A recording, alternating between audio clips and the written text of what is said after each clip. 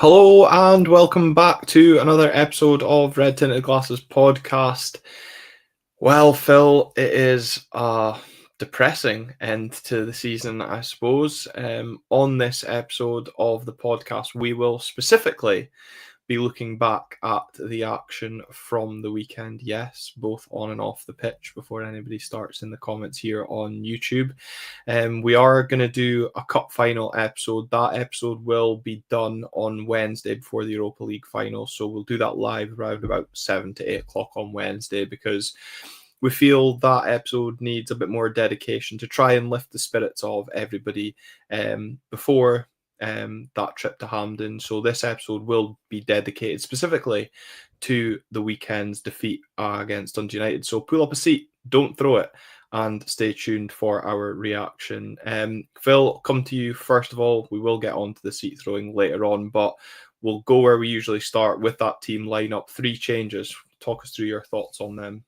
Yeah, I think like you say, it'll be nice to maybe try and end on a positive episode this season and contain the negativity of this one and try and get everybody in the mood on Wednesday night. But yeah, obviously, like you say, 3 changes. Obviously forced into Dorrington, being replaced by Christers Tobers, due to his suspension picked up against Celtic, and then maybe surprisingly, Toby Keskinen dropping out alongside Shayden Morris for Jeppe Ockels and Jamie McGrath. So yeah, I think, interesting changes. I mean, personally, I thought that first half, they worked quite well. I think, especially the sort of first 35, 40 minutes, we looked really, really in control of that game. I thought we created a lot more chances getting in behind. So it'd be interesting to see your thoughts, obviously with McGrath coming in on the back of some good substitute performances. Yeah, I'd kind of mentioned Jamie McGrath when I did the kind of solo review of the Celtic game about whether or not he's in contention for that cup final, and I wondered potentially if Jimmy Tillene was trying something new, or I also spoke about potentially resting players. Shayden Morris in particular, I felt needed a rest. Was there a little bit on that, similar to Topi, who's obviously played a lot of football recently? Yes, he comes on, but like yourself, I thought that first 30, 35 minutes we were extremely good, and I'm sure a lot of us were sitting at home or in the sunshine at Tannadice wondering where the hell's that been for the last 3 weeks after that victory over Hibs at Pittodrie, because we were breaking lines, we were doing that high press. It was reminiscent of Aberdeen in autumn, or sort of before the autumn time, maybe even. And we looked good. We were creating chances and actually taking the game to the opposition, as I said, which we haven't seen for a long time. So I just wonder if that, certainly changes in the forward areas, given Jimmy Tillene some food for thought ahead of next weekend. Yeah, I mean, like I said, I think we definitely in that first half got the ball wide. We got the ball into the box. It was a lot more like the Aberdeen we'd seen previously. I'd sort of highlighted Pape Gay's questionable touch and decision making at times. But he had a great chance early doors when the ball kind of bounced off his 50-pen shaped foot. He fumbled around it and then somehow just unleashed this what from where I was looked like was destined to go top corner, and make it 1-0 at the Dons. McGrath as well, having that chance that hits off the bar. But for me, it was the opener from my man Jeppe Ockels that really did bring back the memories of the good times of August. A great ball into the channel from Leighton Clarkson, Shinnie racing forward. Maybe unlucky that Nisbet doesn't score the initial goal, but a player that's maybe came under a little bit of criticism recently in Alexander Jensen as well, having good awareness to get his head up and pick out Jeppe Ockels and give us at the time a very deserved lead. And when that goal goes in, you're almost thinking it could have been the floodgates opening, Glenn. Yeah, I think it was kind of ironically like when we concede, when we took the lead, it very much felt that goal had been coming.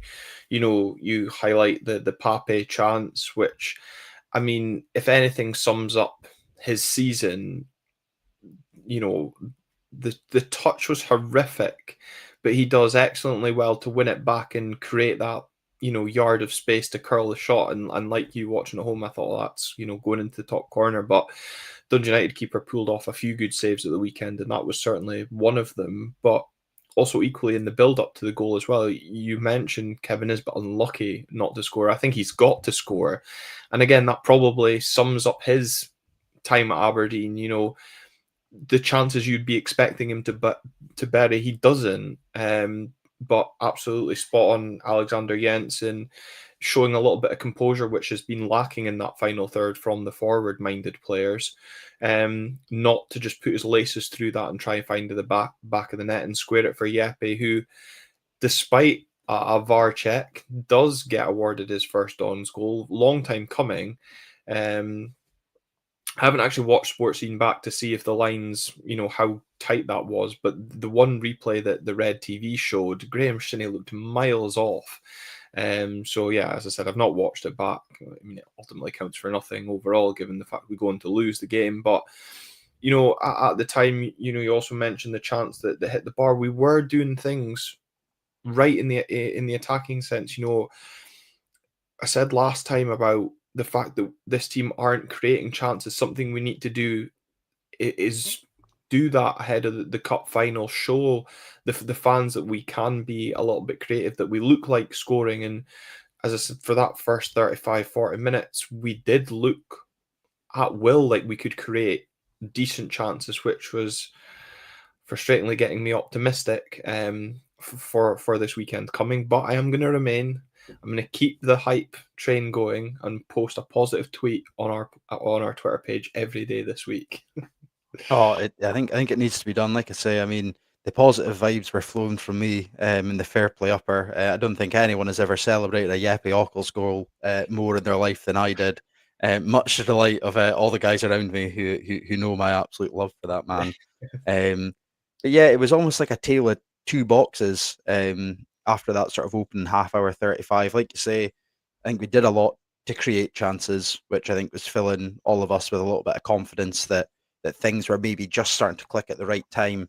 But then again, it just seemed to be balls into the box that were our undoing a little bit towards the end of that first half. I think we went under the cosh for a good 10-15 minute period where United were just flinging everything at us, winning every second ball, winning every first ball. It was a little bit tough to watch. I don't know how it came across on Red TV, but yeah, you did kind of feel like it was something was coming. Either we were going to nick it on the break or United were going to suck one back. But when it goes in half time at 1-0, is there that bit of confidence there that there's going to be that regroup at half time and we're going to get back into that sort of ascendancy? I think, when we survive in inverted commas, I guess, the onslaught that Dundee United threw towards us at the end of the first half, you think, okay, we've seen it through, as you say, try and regroup and go again in the second half. But the way we kind of lost control, I don't know if that's maybe harsh, of that first half and allowed Dundee United to get their tails up, because as much as we could say from an Aberdeen point of view, yes, we got into half time, that should have been seen as a positive. I'm sure Jim Goodwin's halftime team talk was like, they're there for the taking. If we can get one, we can easily get two, which we'll come on to. But for me, again, it was that manner in the second half. It had shades of that midweek game against Celtic, where we allowed the opposition to dominate us in the early exchanges. And unfortunately, again, once we concede a second within quick succession. That's 3 games in a row now, where after conceding one goal, we've conceded a second within the space of 10 minutes. Given the fact that we, go on to lose fourth place by a mere 4 goals, you could look at the collapse at Parkhead, where we concede a couple in injury time. We did the same at Ibrox earlier in the season. We did the same at Ibrox just a few weeks ago, and also that game against Celtic. So, in a way, some of our collapses against the old firm have ultimately cost us fourth place by really poor defending, and that is a huge frustration. I know there's a lot of comments which we'll kind of come on to, because I'm kind of keeping them as they come in. it feels like we haven't been learning the lessons or we haven't been reacting. This was something that, and Stephen Burns is going to absolutely love me saying this, but this was something that Derek McInnes got criticised a lot for during his tenure, or certainly the end of his tenure at Aberdeen, where he wasn't reactionary enough. And, a lot of us in the stands or watching could see goals coming. And ultimately, it took the goal to come before a change was made. And it feels a little bit like that's where we are with Jimmy Taline right now. Yeah, well, I mean, I think it took both goals for there to be a change. Yeah. I don't think we made a single change till we were 2-1 down, which, I was going to come on to that, going into half time after being under the cosh ever so slightly. I mean, I know that I was personally champion for at least one of Tope or Shady to come on, if not both of them, to just try and give us that, because that's where we were getting our joy, was getting the ball out wide, freshen up there and get us going. And it was a little bit frustrating to see us not make any changes. Even, not that I'm a proponent for a manager kind of try to shut up shop a little bit, but not even bringing on the likes of Dante Povara even for that Mm. added bit of height to try and nullify what United were trying to do and fling long balls into the box. It was just and right off the bat, you kind of felt that something, like I say, like United were going to keep on getting chances. Hmm. And again, there's been a few comments coming in on it when the equaliser eventually does come. It's just really soft, and I think that's the same for the last, what have we conceded now, 11 goals pretty much over the last three Hmm. games. Um, and I'm pretty sure every single one of them have pretty much been soft and amateurish. Um, Declan Gallagher, frustratingly, the man that gets the equaliser, Hmm. obviously with his sort of history with us, and it's, you see Shinnie point him out to Canuster, Tobers, Pape, and Nisbet, and somehow Gallagher just gets to walk in between all four of them and rise for it unchallenged. It's a really, really sloppy goal to concede. And like you say, it seemed like as soon as that goal went in, you just felt like capitulating. I mean, I turned to my friend Ewan, who watches the show and I was at the game with, and said to him at 1-1, this could be a disaster. And lo and behold, 10 minutes later, another really lazy and amateurish challenge from Palaversa whilst the ball's in the box. And United have a penalty, and you just Hmm. think, here we go again. And all of a sudden, it's 2-1. I think that's the biggest concern that I have, up with the fact that we're conceding goals at quick intervals. And Graham Gibb shares that concern as well. He puts in the comments the biggest concern about the United game is yet again the opposition players wanted it more. That is a huge issue. Given what fourth place carried, I saw DUFC stats on Twitter say that I think that's guaranteed Dundee United over £1 million in revenue guaranteed from just their appearances in, if they go out with the Europa League at the first stage and then into the Conference League. So I don't know what quite the difference in prize money for us going straight into the Conference League will be. Obviously, if we don't go on to win the Scottish Cup this weekend, but the financial or potential financial implications could be massive, as well. But for me, it is that the opposition players wanting it more, or the lack of character, desire. I saw Chris Reed put a tweet up after full time saying, yes, the defeat's disappointing, but the one thing we as fans cannot stand for is being outfought consistently week on week. And that's what we're seeing. You mentioned turning to Ewan and having that conversation in one of our group chats. It was, I think, the word character seemed to, pop off in a good few chats that I'm in, was that once we went to 1-1, it was going to be a real big test of the character of this squad. And almost within inside 2 minutes, Dimitar Mitov had a horrendous clearance. Yes, he puts his hands up, but it just shows the nervousness that seems to just reek through this squad as soon as we concede a goal. They can't handle the pressure. Um, and in a battle for fourth, when they can't handle the pressure, that is a concern when, the manager, the chairman, the fans expect us to be fighting for a lot more than just a fourth place finish. Yeah, I mean, I think, you know, with how the season started to somehow end up in where we are now in fifth. And I think it's like you say, it's the nature in which we've ended up in this way. It's, after beating Hibs, third was, within reach, and now all of a sudden it's just been a continuous collapse since then. And I think that's the really frustrating thing to take. Like you said, I think the nervousness, it's just, for professional players that have all played in big competitions and big leagues around the world, it's really hard to understand at times. And then when you pair that with the fact as well, obviously at 2-1 down, it's great that we've got Toby Keskinen and Shada Morris coming on, but then we just kicked it over their head for the remainder Yeah. of the half an hour. And even then, when Nisbet and Pape aren't scoring, we've not got goals coming off the bench at the moment. Aude had his goal at Hampden and against Kilmarnock, but he's not really, done much outside of that in terms of getting starts and getting goals. And then obviously Peter Ambrose, who I feel sorry for, getting hurled on as some sort of last hope.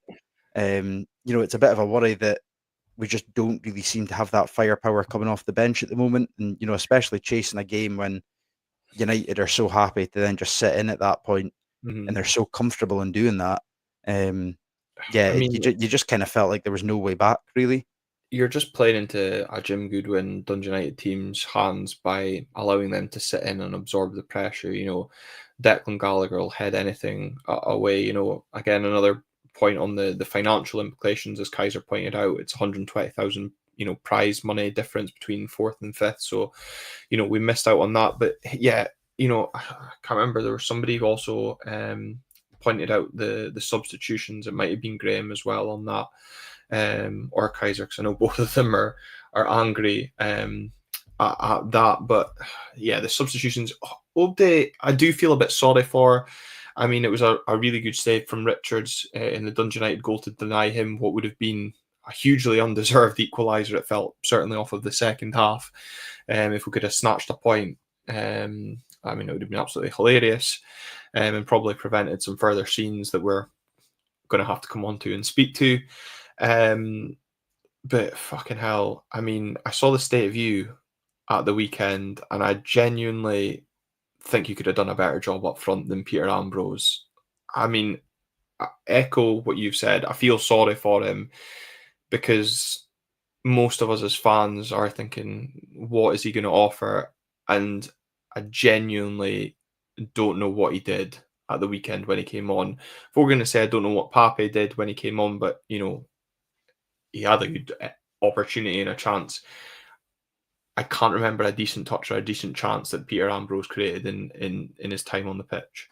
Yeah, see, it's an interesting one. Like you say, I don't know if it was the absolute nick that I was in from the carry out, as none of the pubs in Dundee were open at 10 o'clock. But um, I I don't know. I thought Ambrose actually maybe did a little bit more in the overall game than Daba did. You know, he actually challenged for headers, which was nice because we hadn't done that for about 20 minutes prior to that. Mm-hmm. It was just a shame he just had nobody around him to capitalise on the odd one that he actually knocked down pretty well. And like you said, I think the lack of minutes, it's just unfortunate that he is such a raw player. Mm-hmm. No one around him is going to be filled probably with confidence when the ball's at his feet.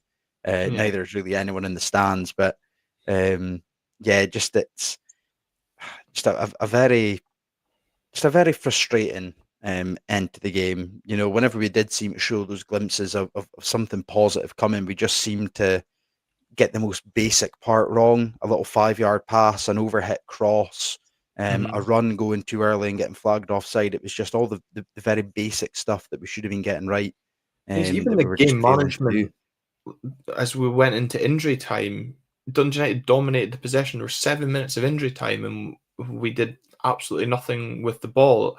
It is the basics, and Stephen Dale put in the comments that the opposition know we don't do a 90 minutes performance. So if we have a good first half, they know we'll be pushing the second half. But it's almost like we don't even have a good 45 minutes because we couldn't even sustain that good start for the whole of the first half, and we didn't really test the keeper other than the Obde header that I can recall in the second half. And as John Keel also pointed out as well in the comments, madness is continuing with the same approach and expecting different results, I believe a wise man once said. And it does feel like the big thing, and I kind of highlighted this in the episode I did last week with Alan around the signing of Nicholas Milanovic. We are severely lacking a plan B and a way to either change our style or react and stifle oppositions that are beginning to get the upper hand. I don't know if it's a stubbornness, but is part of me also clinging on to the fact that Jimmy's first season at Elfsborg didn't exactly go to plan, and Elfsborg fans were probably, like Aberdeen fans are at this point, frustrated for one, but two, potentially questioning. I don't know if Elfsborg labelled his appointment as a project, though. Yeah, I mean, like you say, I think obviously Jimmy's got previous of the first season faltering and then this big insurgence in season two. But we were kind of speaking about this in one of our supporters group chats, sort of saying that I don't think Jimmy is immune to criticism. Mm-hmm. I also don't think people should be calling for his head. It's trying to strike that fine line. If we get into the cycle of constantly sacking managers, we're going to end up like Hearts at the moment, where they're desperately trying to find something that's going to stick, and they're hoping that's going to be in the form of Derek McInnes. Mm-hmm. Um, and we were all so quick to lambast him out. I'm not sure if we've got another Tony Dock who's just been sacked from Dundee back at the helm. So Yeah. it and I think you're right to say in the fact of the plan B. I think it was maybe Andy B had put in the comments about our shape, and I think that was something that was a little bit all over the place when the subs came on in the second half. You brought on two centre forwards who at one point looked like they were playing in a two, then all of a Mm-hmm. sudden it was a four, then it was a three, and the midfield then felt very isolated and was probably the reason why it just kept on getting kicked over Toby and Shaden's head. And it's just, yeah, I think the adaptability is something that I think in next season it's going to have to be evident because so much teams, the likes of a Dundee United, can change on a hairpin from Mm-hmm. a really sort of out and out attacking team like they had the sort of opening um or sort of the closing 10 minutes of that first half into a complete shut up shop, Mm-hmm. five at the back, and you need to be able to you know be able to react to it. Yeah, and I guess like kind of in terms of how you're mentioning, kind of the midfield, not it did kind of go anonymous a little bit in that second half. I just wonder how big a miss, as much as maybe he's been underrated by the Aberdeen support, Sivert Nielsen actually has been, because Palaversa, we've all been lauding him and his performances. They've kind of fallen by the wayside, and maybe indicates why he's at a club like ourselves. But some good news on Nielsen's front. It looks like we'll be getting our very own Edgar Davids next season in that midfield. He'll be playing with spectacles in the early part if he's allowed a return, and that's certainly welcome news.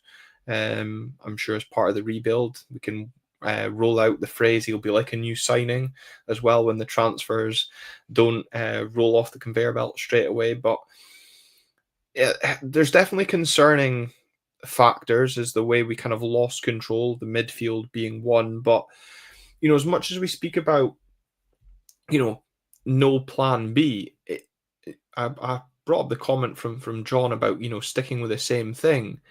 For the love of God, when are we going to give up zonal marking?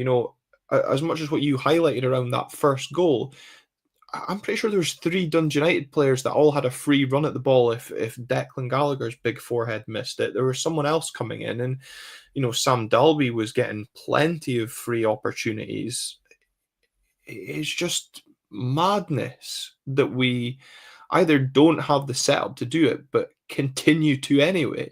Yeah, again, it was something that we'd turned to Ewan and said at every corner, we'd said, "Oh, if this goes to the back post, they're winning it and it's creating a chance." And I'm pretty sure every corner they had in the second half went to the back post and got headed back along the 6 yard box and created a chance. And it was, if me and Ewan, who were probably about 8 pints deep at this point, can spot it from the other end of the stadium, I'm refusing to believe that, a Latvian international captain is Mhm. not able to, have a little bit of awareness. And, even if Jimmy says to go zonal, or whoever it says to go zonal, if we've got a set piece coach like Arsenal, Mhm. surely as an experienced and established player, you can kind of turn around and go, right, we're not doing that.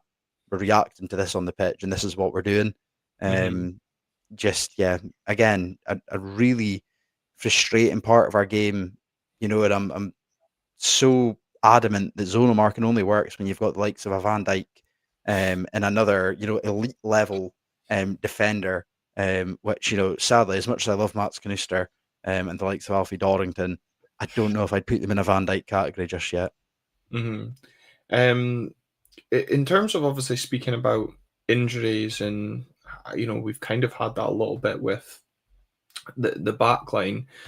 John Keel obviously highlights that the horrendous injuries this season. More than 12 first team members been out for over 2 months. Leighton Clarkson at the start, Dante Polvara, um, Mitov spent a long time injured. Although right now I'm still unconvinced by some of his recent performances.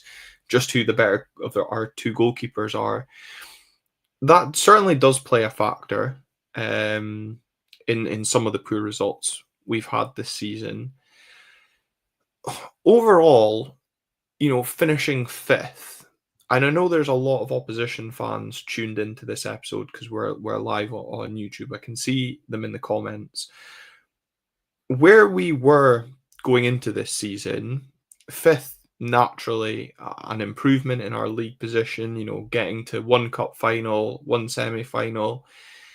It I feel really conflicted saying this because on paper that is a success, probably a good building platform to continue into next season. However, I think I said to you in our group chat is Jimmy Tilleen's almost been a victim of his own success this season in that he got off to such a flying start. We built such a lead, and it does feel like the season has very much petered out since November, and we've stumbled across the line and thankfully held on to qualify for Europe. Yeah, I mean, like you say, I think over the sort of pre-season, if you'd said fifth, obviously, I think everybody would have been, relatively kind of content, perhaps, just off the back of last season, and not really knowing the caliber of player that was getting brought in. Most of them being relatively unknown to fans of the Scottish game. Hmm. Um, but like you say, I think we've said it. I think multiple people have said it on social media, in pubs, for everything might have been that that start to the season, I think maybe filled us all with a little bit of um, false optimism, perhaps. Had our losses been spread out amongst that winning streak instead of all just being isolated to October, November, December, Mm. perhaps the collapse might not have occurred. Yeah. And also perhaps our expectations might not have been as high as what they had been earlier on in the season. So I do think Jimmy is a little bit of a victim of his own success, but like I say, I think it's the manner again that we've ended up finishing up in fifth. It's this just complete collapse that seems to have occurred. That's the sort of point that's a little bit worrying and a little bit deflating. And do you think it's the manner of the collapse? It's the lack of. I don't really want to call it identity because I do believe he does have an identity in the way he's trying to get us playing. It's just there's no secondary choice for if it doesn't go well, or as every team has suddenly now worked out how to play against us. I think it's the overall deflation, I think is the word I'm going to use, at the way the season's ended, is why there's a narrative around Jimmy now being under pressure. I'm still very much in the camp that I'm behind Jimmy and what he's trying to achieve, but growing frustrated at his lack of learnings week in, week out, and rolling out the same excuses that the players need to learn. And I know there's another factor that, as I said, we've still not come on to, that is probably affecting his post-match mood. But he cut a very fed up figure, a very frustrated figure. And I know a few people have kind of maybe picked up some of his comments around that Scottish Cup final, where there's maybe a insinuation that he's already conceded defeat. I'm sure behind closed doors that's very much not the case, but you can understand why there is a level of pressure forming now off the way that we've finished this season. Yeah, and like I said, I think that you've hit the nail on the head in terms of for next season. I think the biggest thing is he's got to learn. And I think people do somewhat need to appreciate that it's a different league to what he's used to. He's never managed outside of the Scandinavian leagues. But It's a lot of players that maybe aren't cut to the standard of the style of football he's wanting to play. And I think the big thing is going into next year, he has to learn from it. But see, Um, on that point about it's not the Scandinavian league, folk are going to say he's been here since August. mhm. Surely he should have worked that out by now. Oh yeah, no, I mean, like, and again, that's what I'm saying. That there has to be that element of learning that needs to Hmm. be evidenced, because it hasn't really been on display yet. I think the fact we have been missing so many first teamers has been an issue. I also think as well, action speaks louder than words a lot of the time. 100%. I mean, how often have we heard, the players will learn, they'll get better, and it's the same mistakes. Similarly, all the sort of stuff that we heard at the likes of the Player of the Year, where it was, every game's a cup final and everybody knows the importance, but when you look on the pitch, it just doesn't feel that way. Especially again, when it is a big travelling support that's not only gone to Tannadice, it's a big travelling support that's going to Hampden, and if that fight and that desire and that hunger isn't there at Hampden, it is going to be a tough one for people to take. And you know they're going to point that a bulk of them are going to point that finger at the manager. Hmm. And you can understand in a sense. Like I say, Jimmy's no way immune to criticism. Potentially it's the easy target to point Yeah. the finger at. But yeah, I think there has to be a lot going into next season that really needs to improve and be shown to the fans. Yeah. I mean, it's, as you said, it's quite funny from the way that Cormac and Co spoke at Player of the Year about every game's a cup final.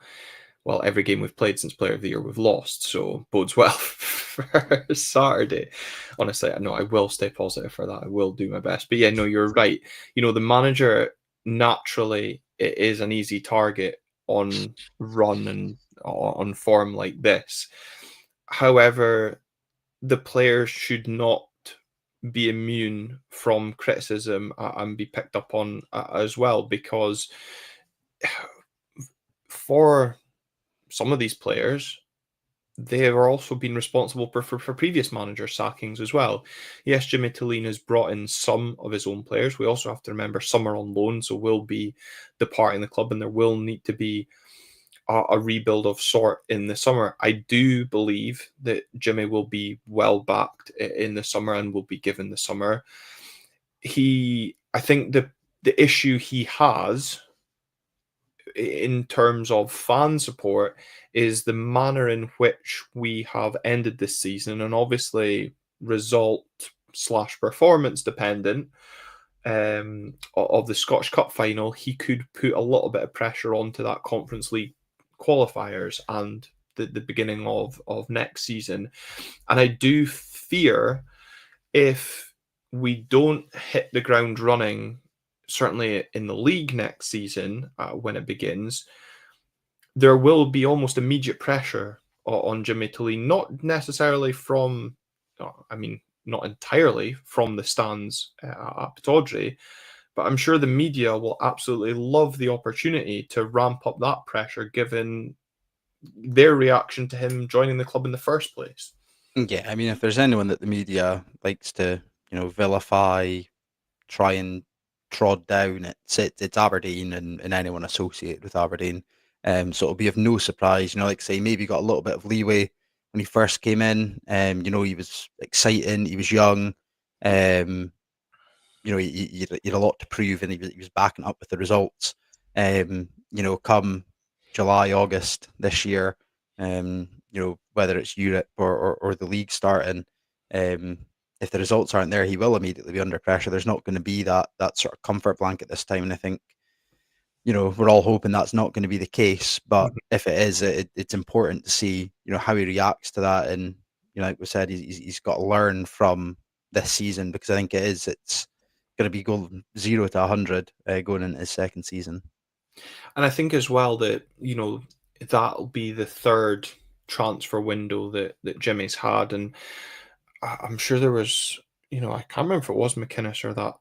There was someone that says, judge me after I've had a few windows to get my own players. And if he is going to be stubborn in his methods of thinking and playing in terms of zonal marking, it is up to him to get players that are suited to that style but also capable in the first place of doing that um, as well. So I think this is a big summer, both on and off the pitch, for the club. But again, that could also change depending on the outcome of this weekend's game.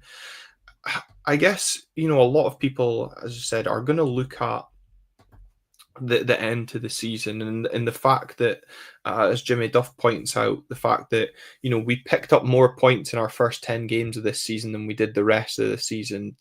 Naturally that's going to be looked at and used as a pressure gauge for Jimmy to lean. But he strikes me as the type of person that's going to pretty much wipe the slate clean. That was kind of one of his comments when he first came to the club, that everybody got a clean slate. They were, no judgment on past performances. I don't think he's going to be the type of manager that's going to compare this current season, if in August we're still not winning right now.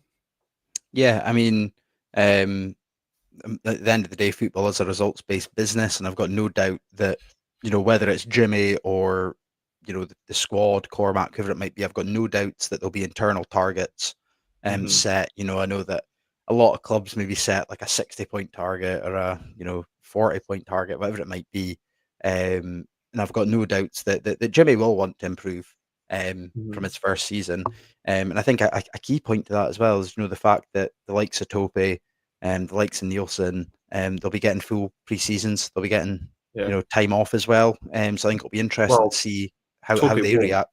Well, no, Toby won't because he'll be away. The Euro Finland, is 21s it? with Yeah. Finland, yeah. Hmm. Um, but still, at least it's not week after week, game after game in Helsinki. At least it might be slightly warmer. I don't even know where the under 21 Euros are getting held this year. No. But I think it'll be interesting to see how the likes of that, even Jensen as well, getting a pre-season with a squad under his belt, Tobers and Knistra as well. I think um, I do still think there's a lot to be excited for. I know that some people maybe think we're being a little bit doom and gloom. Mhm. And trust me, when we come on to full time, it'll only probably get worse. So do stick with us, and especially Yeah. Wednesday. We're going to try to be as upbeat as we can be. But I do still think there's a lot to be excited about with sort of Jimmy's potential to rebuild and learn going into next year. Yeah, I think there is, we've mentioned players that have been injured or maybe not seen a lot of game time. I think next season could be absolutely make or break for someone like Kester Sockler if he can one stay fit and nail down a starting place, for example. But going back to kind of as I said, a lot's been made about the last 22, 23 games and how the fact that we pretty much ended the season with a worse record than St Johnston. But at the end of the day, we gave ourselves that platform over the first 2-3 months of the season that we had a safety net as such that it felt by Christmas we'd shored up a top six place. Ultimately, the frustration is the fact the way we've stumbled over the line, but we didn't put ourselves in a position of a Hibs that had to really work hard the second part of the season after a poor start. Again, the fact that Hearts fans are clinging on to the fact they finished 1 point behind us, forgetting that they played relegation fodder for the last 5 games, whereas we've been, playing top six sides. So, again, it's one of the things of the split, but look, the season is now done in terms of the league campaign. We've qualified for Europe one way or another out of it. We just have to consign it almost to the history books now and look forward to what the transfer window brings, the comings and goings that holds, and see what Jimmy and that squad can deliver into next season. Yeah, absolutely. Like you say as well, we'll obviously cover it more in depth on Wednesday, but still a Scottish Cup final to attempt. I know that I've seen some comments of folk that are maybe not too eager about the trip down to Hampden, but still a Scottish Cup final to try and G yourselves up for as well. So not um, all off the table yet, but yeah, like you say, I think moving into next season is probably for the best at the moment. Yeah, and I think what we've got to remember as well is that as much as, we might be feeling a little bit down and out in terms of the league football and the way that's finished, we do have to pick ourselves up and rock up to Hampden on Saturday as a collective and with positivity and hope, even if depending if you have any or not, because we have to believe. Because what's the point in turning up if we don't believe that we can win? And that's not just from a fan's point of view; that's also from the players' point of view. And I just hope there is some ounce of belief in that. But as I said, we'll try and contain that to Wednesday's episode to continue the hype and the build up to the Scottish Cup final that really, Phil, is potentially going to be overshadowed by the full time events at Tannadice on Saturday. And, there's probably a lot of people that were waiting for us to discuss this at the top of the episode. But I suppose we should talk about it now. Look, I mean, pitch invasions happen all the time, but some of the scenes that followed tend not to happen. A seat thrown from the Aberdeen section, unfortunately, striking Jack McKenzie. And Jack McKenzie wasn't the only player to be struck. I think it clips Topi Keskin and also hitting a member of the coaching staff as well, leaving Jack McKenzie requiring stitches and an injury below his eye as well. Not really the way we wanted the season to close in terms of seeing the club's name dragged through the mud for actions of one individual, which is certainly not an action that either of us will condone on this podcast. No, absolutely not. I mean, it, regardless of who the target might have been, um, it's just not something you do. And I'm hoping the person that is responsible is identified and the appropriate action is taken. You understand frustrations run high, especially when you lose in the manner that you lose, and you've got opposition fans goading you. But at the end of the day, it's just we're now going to be made an example as a club and as a fan Mm, base between Police Scotland, yeah. SFA, media, whoever it might be.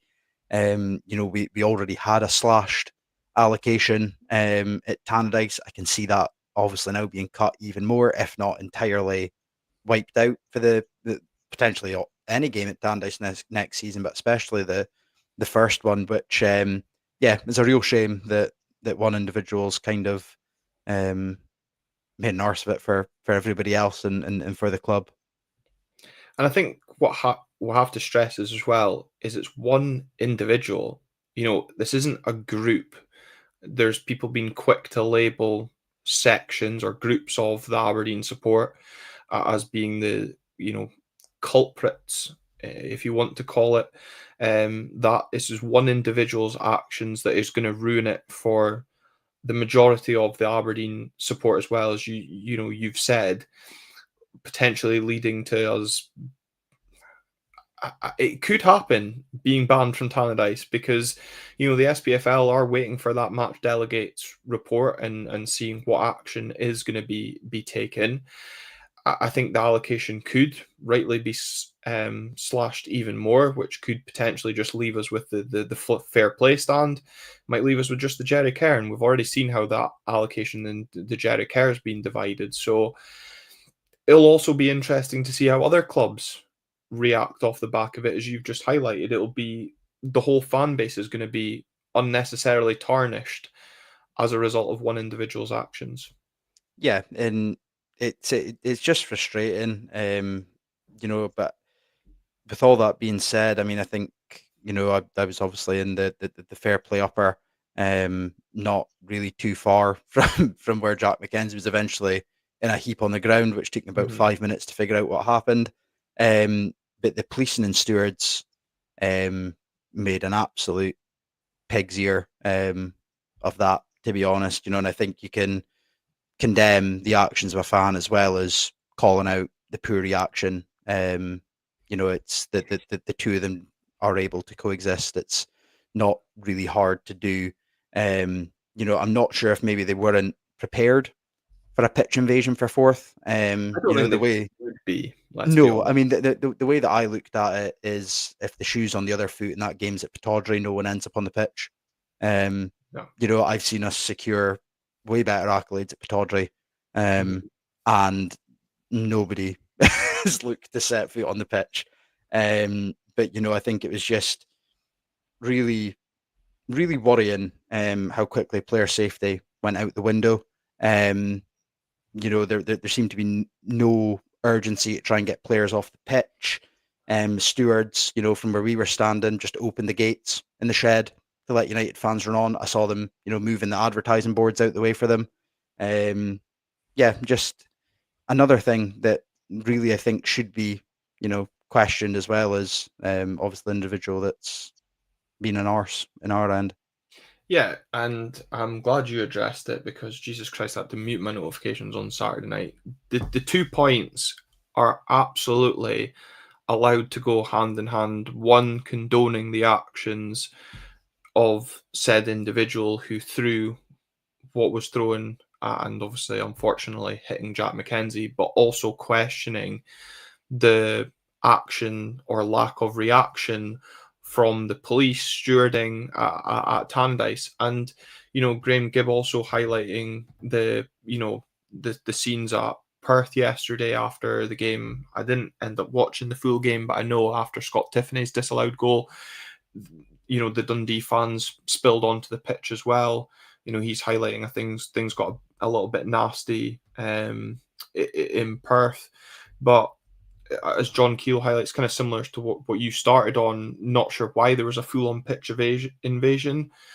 For me, whilst the club statement was absolutely correct from their point of view in addressing the inappropriate and wholeheartedly wrong actions of our own support, for me, I was a little bit surprised that they didn't address the reactions. And you've highlighted as a fan there that could actually see stewards almost assisting said pitch invasion. But the reason why it annoyed me in the sense was that Police Scotland and the match commander, the you know which does involve both clubs, let's remember, have made a big deal about this fixture in the fact that we lost 1,000 tickets, tried to advise what sections our support should be housed in.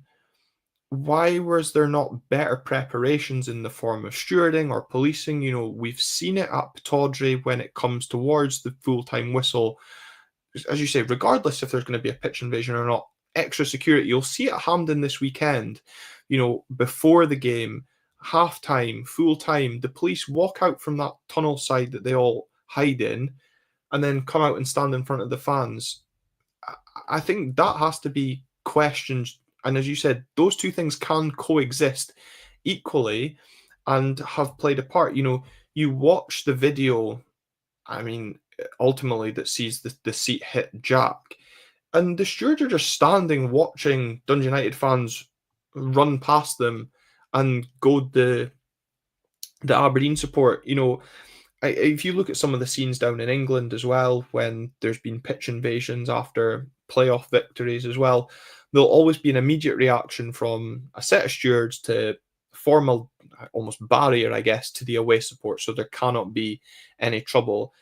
And if the fans don't spill on the pitch, a seat isn't thrown on the in the direction of what is on the pitch. I think it also has to be made clear that the person throwing the pitch is not intending for that to hit Jack McKenzie. The amount of people that seemingly believe that it was deliberately thrown at Jack was also blowing my mind on Saturday night. Yeah, I mean, like you say, I mean, I think it was really, really, really poor. The United fans were able to come right up to the fair play lower sections, and like I was saying, they were so determined to house Ultras Aberdeen in the lower section, which are probably going to be just by their very nature a bit more, rowdy than families, perhaps. Just Mhm. putting two and two Yeah. together there. So they're very lucky that they rejected that advice and went into the upper, or you could have been looking at, you know, way worse scenes, perhaps. Mhm. Similarly, the lack of player care for me was worrying. Jack McKenzie was just kind of left with the medical team and Kevin Nisbet to shield him from United fans who were running up with their phones, running up and touching him. Same with Tope, had a kid come up and try and goad him, and you just think, it's embarrassing. I mean, it was similar at the game at the New Year. The policing was awful there, where literally going into the fair play upper felt like a stadium disaster waiting to happen. Yeah. Mhm. Um, so I do think that you can question both the throwing of a seat and the absolute pathetic measures that were in place between Police Scotland and the Tannadice stewards. Yeah, Um, and I think, we're not deflecting by any means. Again, something I was getting accused of on Saturday night, that I was deflecting, away from the idiocy around what was done. But as has been pointed out by many of you in the comments as well, this is scenes that we've seen for those housed in Section S and T of the South Stand when the Old Firm come to visit, but nobody bats an eyelid. We don't see it, getting put out in the media every week as well.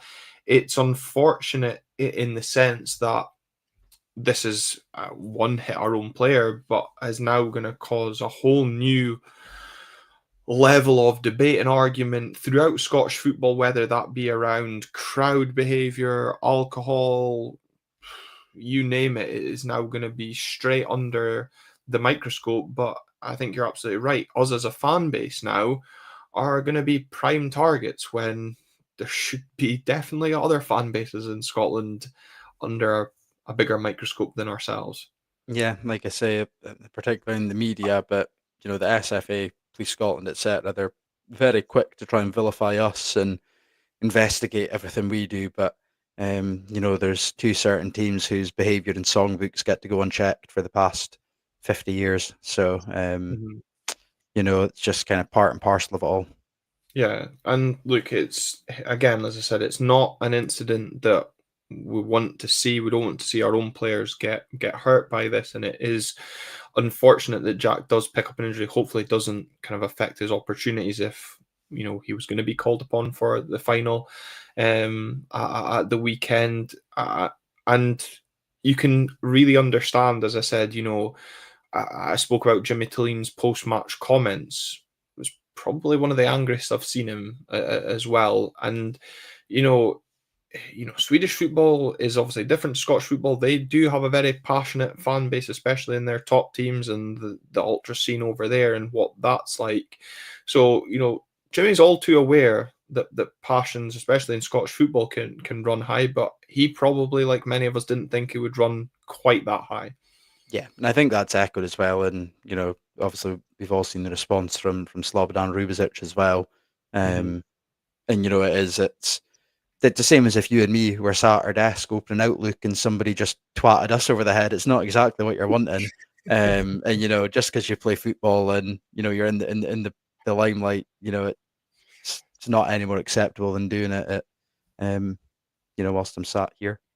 Yeah, I know. It's actually probably for the best because some of my emails would have definitely resulted in a chair getting thrown across the office at me. But as Graham Gibb also says, if you allow pitch invasions, one, you protect the players, two, you keep rival fans apart. If not, why not? You also highlighted that as well. You might have thought that once the players ran onto the the fans ran onto the pitch, our players would have just made a beeline for the tunnel or the dugout area and not stood and applauded the fans again, not defending actions of the individual involved in this incident, but a lack of common sense because it will again be another thing brought up. Yeah, I mean, again, we've kind of alluded to like the sort of English Championship. When you see a pitch invasion, I think, you know, each steward seems to expect it coming. Again, I don't know if the Tannadice stewards wouldn't, but To be fair, even in England as well, you actually see the stewards go on and almost grab an that's opposition player to yeah. protect them. Well, that's it. That's exactly what I was going to say. I believe the instructions down there is they're each given a player pre-match, basically, and if an invasion happens, your job's just to get them off. Mhm. Um, so it's a little bit concerning that nothing like that was even in place. Um, but yeah, just kind of shit scenes to end a shit season. And like Mhm. you say, it kind of just detracts from going into Saturday a little bit because this will be what majority of the media talk's going to be about for the next week. Yeah, exactly. And Lucas Milne saying it was a high risk game, which begs the question why the stewards were unprepared. Exactly the point I was trying to make. Given the incident in December, a lot's been made around that. So why was there a lack of preparation? And Kaiser saying from going to Pataudry in the 80s, this is child's play compared to then as well. But you said, unfortunate in the sense that this is now going to overshadow for a large part the build up, or equally.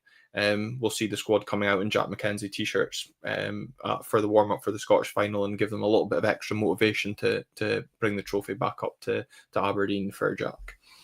Yeah, hopefully, get the backwards Mackenzie threes on the go, and G everybody up because by God, nothing else seems to motivate us at the moment. Well, we need something, so we'll see what that happens, and hopefully, our episode on Wednesday can do that as well. As we will have a full preview for the Scottish Cup final. We'll do that live here on the YouTube channel, 7 to 8 o'clock on Wednesday ahead of the Europa League final as well. So if you want some Don's content to continue to build up to the Scottish final, make sure you subscribe, get the notifications on, or like Martin Lowe's done on the channel this evening, why not become a member of the channel as well? You If you're also gifted some memberships as well, so thank you very much, Martin. I did notice that pop in. Yeah, so there's 5 memberships there up for grab, kindly donated by Martin. So very nice of him to do that. The episodes will continue to come out on the audio platform. If you're one of our listeners as well, remember to get the notifications on for that. So thank you very much for everyone tuning in to the episode tonight. Until Wednesday, we'll see you then.